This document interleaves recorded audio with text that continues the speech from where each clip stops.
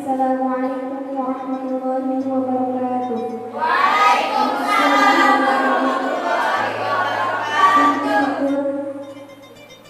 Selalu terminta.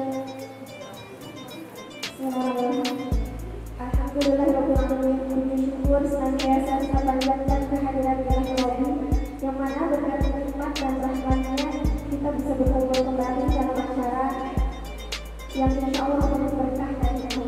Salawat beserta salam tak lupa selalu terlimpah curahkan kepada Habibana wa Nabiyana Muhammad kepada para sahabatnya, para tabi'in tabi'atnya, dan semoga sampai juga kepada kita selaku umatnya.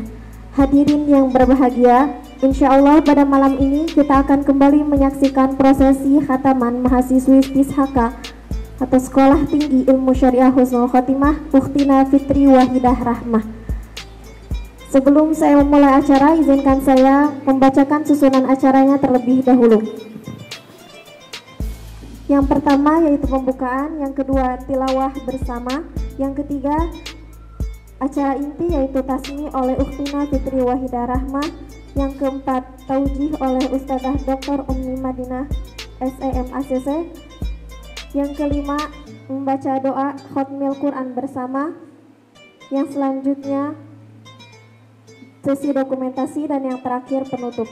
Untuk mengefisiensi waktu, mari kita buka acara ini dengan membaca basmalah bersama-sama. Bismillahirrahmanirrahim. Dilanjut ke acara yang selanjutnya, yaitu tilawah bersama membaca Quran Surah Al-Fatihah. Dimulai dari sekarang.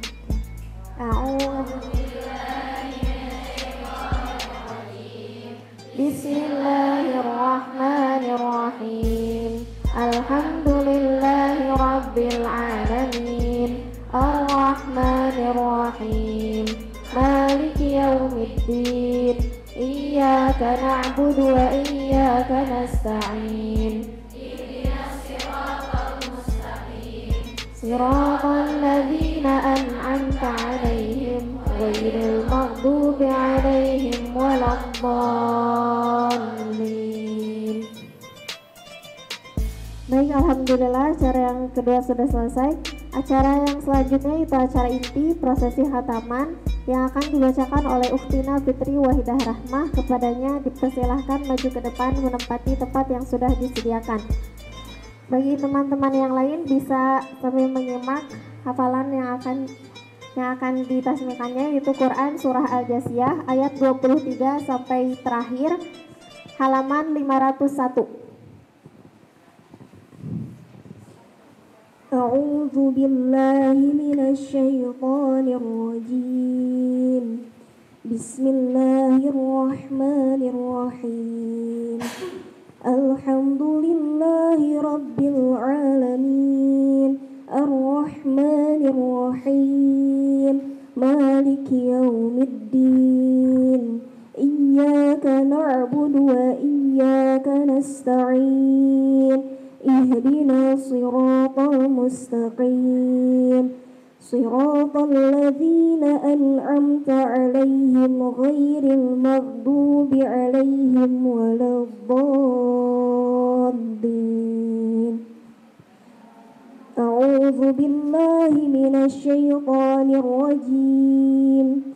Afara'aita man ittakhadha ilahahu hawahu wa adallahu 'ala 'ilmin wa khatama 'ala sam'ihi wa qalbihi وختم على سمعه وقلبه وجعل على بصره غشاوة فمن يهديه من بعد الله أفلا تذكرون وقالوا ما هي إلا حياتنا الدنيا نموت ونحيا وما يهلكنا إلا الدهر وما لهم بذلك من علم إن هم إلا يظنون وإذا تتلى عليهم آياتنا بينات ما كان حجتهم إلا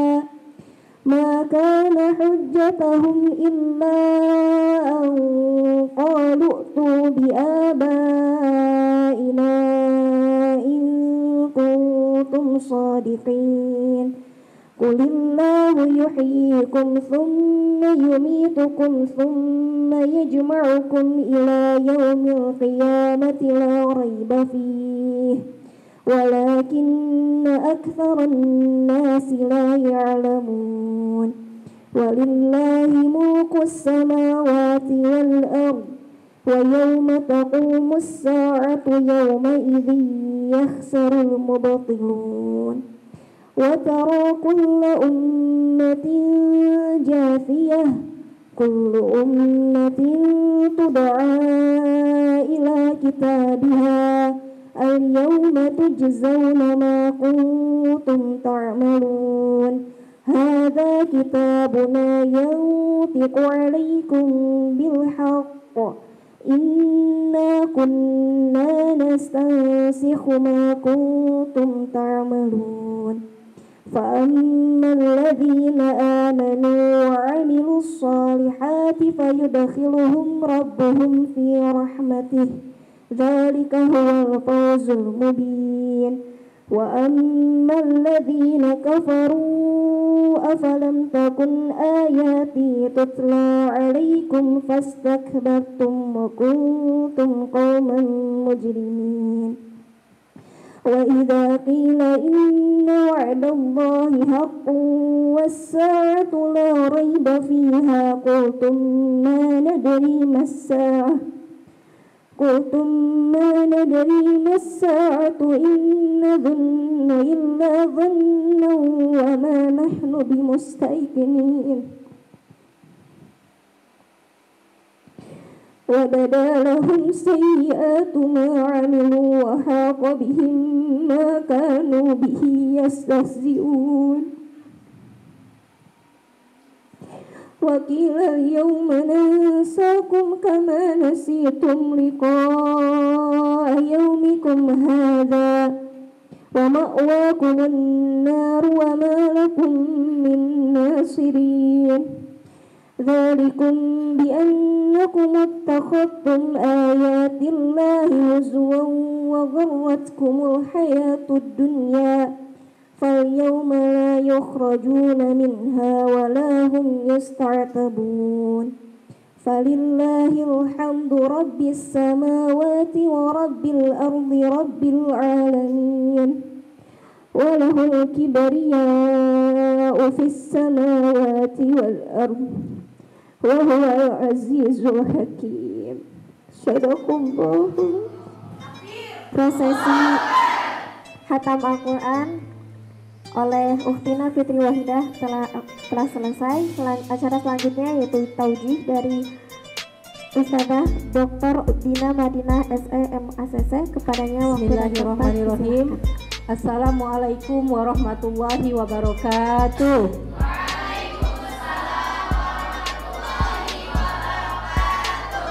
Alhamdulillahirabbil alamin. Wassalatu wassalamu ala asrofil mursalina sayyidina Muhammadin wa ala alihi wa sahbihi wasallim. Rabbi shrahli sadri wa yassirli amri wa hlul 'uqdatam min lisani yafqahu qawli. Alhamdulillah, hari ini kita panjatkan puji dan syukur kehadirat Allah Subhanahu wa taala, dan senantiasa kita setiap waktu, setiap menit, setiap detik, setiap hembusan napas kita senantiasa selalu kita ucapkan ya rasa syukur kita kepada Allah Subhanahu wa taala atas segala nikmat yang Allah berikan kepada kita. Nikmat kesehatan, nikmat iman Islam, ya nikmat bisa kuliah di Istishaka, nikmat ketika kita bisa makan, nikmat ketika kita bisa bernapas, ya. Nikmat banyak yang Allah berikan, tidak terhitung kiranya banyak. Oleh karena itu kita senantiasa berucap alhamdulillahirabbil alamin. Salat dan salam semoga tercurah kepada junjungan kita Nabi besar Muhammad sallallahu alaihi wasallam, yang kepadanya lah Allah turunkan mukjizat terbesar di antara penutup para nabi, yaitu mukjizat Al-Qur'an. Allah turunkan Al-Quran sebagai mukjizat kepada Nabi Muhammad SAW untuk dijadikan petunjuk oleh umat Nabi Muhammad SAW. Siapa umat Nabi Muhammad? kitalah umat Nabi Muhammad, umat yang nanti sampai akhir zaman, sampai kiamat, itulah umat Nabi Muhammad Shallallahu Alaihi Wasallam. Dan bagaimana Allah memberikan mukjizat ini ya kepada beberapa nabi dan rasul yang berbeda-beda. Ya, seperti Nabi Musa, apa mukjizatnya? Ya, membelah lautan, tongkat menjadi ular. Kepada ya, Nabi Ibrahim kan dingin api, Allah jadikan dingin. Ya. Dan semuanya adalah atas kehendak Allah. Seperti Nabi Musa, diberikan oleh Allah mukjizat tongkat menjadi ular. Itu dengan izin Allah. Kenapa demikian? Karena pada saat itu zamannya Nabi Musa adalah zamannya para dukun dan tukang sihir.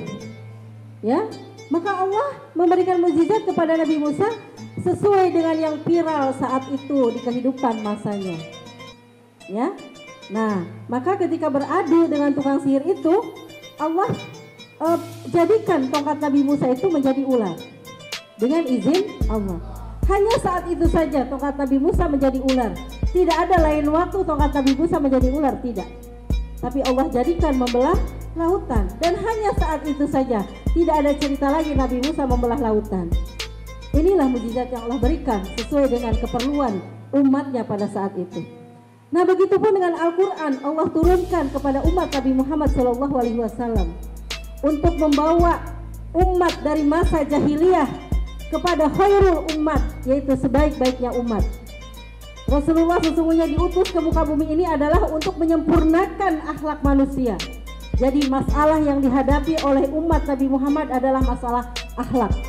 Bagaimana kehidupan penduduk saat itu di Jazirah Arab sebelum Nabi Muhammad datang dan diutus, memang dalam keadaan jahiliyah, rusak. Ya, di mana-mana hiburan, di mana-mana minuman keras, ya, kejahilan dan lain sebagainya. Yang tidak, maksudnya kemaksiatan di mana-mana gitu. Nah, inilah menjadikan ya Rasulullah diutus oleh Allah Subhanahu wa taala untuk menyempurnakan akhlak manusia. Lalu bagaimana caranya untuk menyempurnakan akhlak manusia ini? Maka Allah berikan mukjizat, yaitu berupa Al-Quran. Maka Al-Quran ini adalah pedoman hidup bagi manusia. Al-Quran ini adalah syifa, penyembuh bagi hati manusia yang sakit. Maka oleh karena itu, bagaimana kita semua, antuna semua adalah para penghafal Al-Quran, harus bisa menjaga hati daripada penyakit-penyakit hati. Supaya apa? Supaya mudah menghafal Al-Quran itu sendiri. Bagaimana menjaga hati?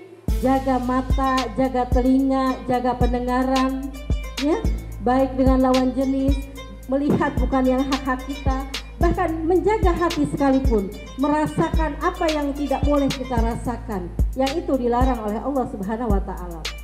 Ya, misalnya ya, berkholwat, berdua-duaan. Oh enggak nih, enggak berkholwat, enggak berdua-duaan. Ya, memang tidak, tetapi secara WhatsApp, secara online, berdua-duaan, itu juga tetap mengotori hati, menjadikan Al-Quran itu susah untuk masuknya ke dalam hati kita. Ya, menjadikan ilmu pengetahuan susah untuk masuk ke dalam hati kita. Akhwatillah, tidak mudah memang lagi masa-masa seusia antuna semua. Tapi di sini kita berusaha bagaimana agar kita ya melaksanakan perintah Allah, ya, untuk beribadah kepada Allah, untuk taat kepada Rabb-Nya. Ya, kita ketepikan semua hawa nafsu kita, keinginan kita, syahwat kita, rasa malas kita persembahkan ibadah kita yang terbaik kepada Allah Subhanahu wa taala. Perlu kesungguhan dan ikhtiar. Perlu menjaga mata, menjaga lisan, menjaga hati, menjaga mulut. Agar Allah mudahkan kita dalam menghafal Quran, agar Allah mudahkan kita dalam menuntut ilmu.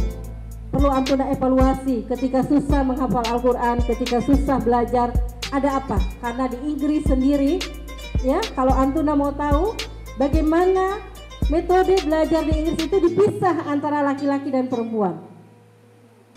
Ya, ini adalah metode cara orang Islam, tapi dipakai oleh orang-orang non-Muslim di Inggris. Apa alasan mereka? Mereka bilang bahwa dengan dipisah seperti itu, para siswa mereka, mahasiswa mereka bisa lebih fokus dalam belajar. Ya, karena apa? Karena hatinya tidak mudah terkotori ketika sering bertemu dengan lawan jenis. Ya, bahkan sekolah biara dan biarawati itu yang Umi tahu, ya, mereka berada di dekat puncak gunung di daerah yang sejuk dan mungkin seperti inilah, ya. Dan itu mereka dipisah tempatnya, ya. Supaya apa? Supaya mudah kata mereka ketika mereka menuntut ilmu mereka. Nah, ini harus kita jadikan pengalaman dan pelajaran. Pentingnya menjaga lisan, mata, hati, ya, pikiran, agar Allah mudahkan lapang dada kita untuk menuntut ilmu, untuk menghafal Al-Quran. Dan bagaimana Al-Quran itu bukan hanya untuk dihafal, tapi juga untuk diamalkan.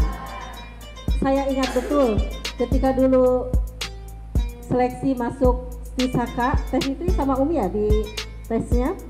Kalau tidak salah waktu itu hafalan saya baru 15 juz ya, betul, 17 juz. Ketika masuk Teh Fitri bawa hafalan 17 juz. Sekarang semester berapa nih Teh? Semester 3. 1,5 tahun Teh Fitri bisa dengan izin Allah menyelesaikan hafalan 13 juznya. 1,5 tahun.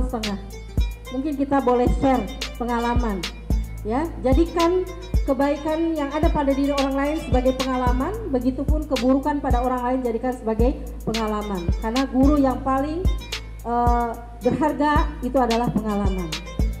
Dan Antuna harus menjadi sebuah motivasi, ya. Ingin, gitu kan?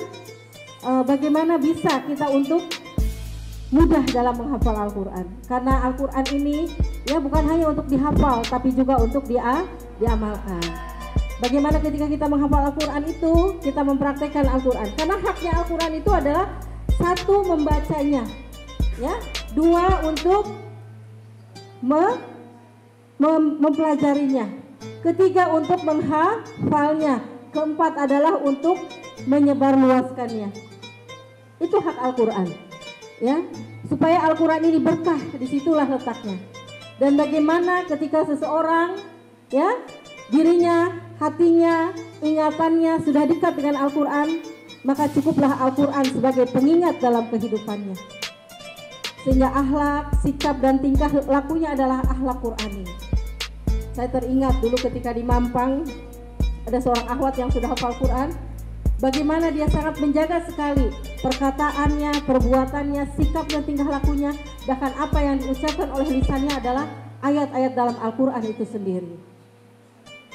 Subhanallah, betapa dia dekatnya dengan Al-Quran. Akhwatillah, itulah, ya, salah satu keberkahan daripada Al-Quran. Menjadikan kita tunduk kepada Allah Subhanahu wa Ta'ala dengan menundukkan hati ini, ya, dengan kita banyak berinteraksi dengan Al-Quran. Dan bagaimana ketika menghafal Al-Quran ini, ya, kita diberikan keberkahan yang lain di akhirat, yaitu ketika kita bisa membawa anggota keluarga kita untuk masuk bersama-sama ke surga Allah Subhanahu wa Ta'ala.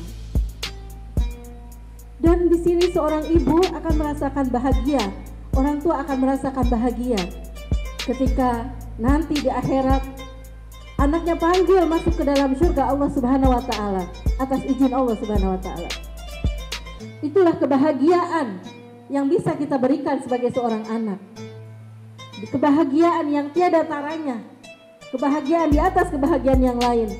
Karena di surga Allah janjikan kita untuk bertatap dengan Allah Subhanahu wa Ta'ala, berjumpa dengannya, dengan Allah Subhanahu wa Ta'ala di surga nanti. Ini adalah sebuah kenikmatan yang paling besar yang tidak kita dapatkan di antara nikmat-nikmat yang lainnya. Oleh karena itu, makanya Umi ayo mengajak kepada diri Umi dan juga kepada Antuna semua sebagai mahasiswa Stisaka, fastabiqul khairat, berlomba-lomba dalam kebaikan. Berikan, ya, kebahagiaan kepada orang tua Antuna semua, yaitu kebahagiaan bukan hanya di dunia tetapi kebahagiaan di akhirat. Dan alangkah bahagianya orang tua ketika di dalam dada diri anaknya tertancap Quran, kemudian anak itu mengamalkannya. Masya Allah, tidak ada pandangan yang lebih indah ketika anaknya bisa berakhlak Quran, lalu anak itu menjadi seorang dai, dia menyebarluaskan Al-Quran itu sendiri. Maka disinilah yang disebut dengan keberkahan Al-Quran, berlipat-lipat ganda pahala daripada Al-Quran yang dihafal. Karena menyebarluaskan Al-Quran berarti kita berdakwah, dan dakwah adalah pekerjaan para nabi dan rasul, dan pahala berdakwah itu adalah pahala yang besar di sisi Allah Subhanahu wa taala. Inilah yang kami harapkan ya dari Antuna semua. Oleh karena itu ayo kita lawan rasa malas ya, seperti itu. Rasa susah hati, rasa bingung ya, dengan berusaha. Karena ingat dulu cerita seorang imam bagaimana ketika imam siapa ya yang susah sekali menghafal gitu ya, belajar ilmu agama, imam siapa? Syafi'i, betul. Sampai beliau itu akhirnya pergi gitu ya, gitu, karena memang sangat susah sekali menghafal.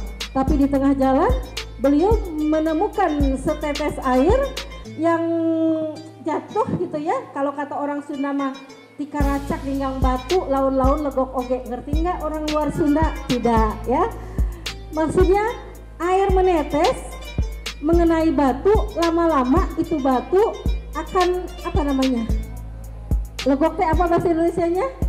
Cekung ya, akan cekung juga batu itu. Akhirnya beliau kembali ke pesantrennya. Disitulah dia mempunyai sebuah motivasi yang kuat. Itu air mengenai batu, lama-lama batu itu bisa cekung juga. Allah berikan akal, aku diberikan perasaan untuk menguatkan semangatku untuk menghafal Al-Quran dan belajar ilmu agama. Dan tercatat di usia berapa tahun Imam Syafi'i hafal Quran? 9, betul ya, di usia 9 tahun Imam Syafi'i hafal Quran. Luar biasa ya. Nah inilah yang Umi harapkan. Terus jangan lupa pula bagaimana ada seorang yang hafal Quran, hilang hafalan Qurannya beberapa juz karena gara-gara tidak sengaja sedang berjalan dan di depannya ada seorang perempuan ya yang sedang berjalan rapi pakai jilbab seperti ini. Tiba-tiba angin menyingkapkan betisnya ya, sehingga penghafal Quran tersebut melihat betis perbuatan tersebut dan makanya ketika akan menghafal Quran, menjadi penghafal Quran harus pandai menjaga diri. Dan ini adalah keberkahan Al-Quran. Al-Quran tidak mau dengan orang-orang yang senang dosa dan maksiat dan matanya tidak terjaga, hatinya tidak terjaga, pendengarannya tidak terjaga. Dia tidak akan nempel, bahkan yang sudah nempel dan hafal pun hilang. Ya, Umi punya teman seorang ikhwan di Jakarta. Kalau jalan nunduk terus begini, nunduk. Umi tuh bingung gitu ya, nunduk terus kenapa jalannya gitu.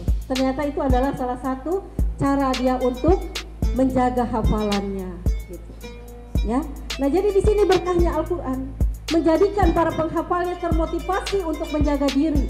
Kenapa? Karena tahu konsekuensinya bahwa Al-Quran tidak mau melekat pada hati yang ada penyakit, pada mata yang diumbar melihat sesuatu yang bukan haknya, dan pada telinga yang mendengar bukan sesuatu yang haknya. Insya Allah Antuna semua bisa ya. Maka segerakan yang sekarang menghafal 5 juz, habiskan. Yang semester 1 ya, semester 3 dihabiskan. Ada bukti ya, Teh Fitri bisa dengan izin Allah 1,5 tahun menghafal 13 juz. Umi rasa Antuna semua bisa insya Allah, asalkan punya keinginan yang kuat. Allahu Akbar. Baik, itu insya Allah nanti seperti biasa ada titipan dari kantor ya buat yang sudah tasmi 30 juz ya, ada sedikit amplop nanti Umi serahkan ya, kan itu amanah gitu, seperti itu ya. Alhamdulillah berkahnya, dan kita berdoa di hari dan malam yang penuh berkah ini. Kita berdoa sekarang sisakan sedang PMB, mudah-mudahan Allah berikan keberkahan dalam penerimaan mahasiswa baru ya, untuk mahasiswa dan untuk santrinya juga ya. Allah berikan, datangkan orang-orang yang mau belajar di sini ya, dan bisa penuh bukan hanya dari kuantitas tapi juga kualitasnya juga ya.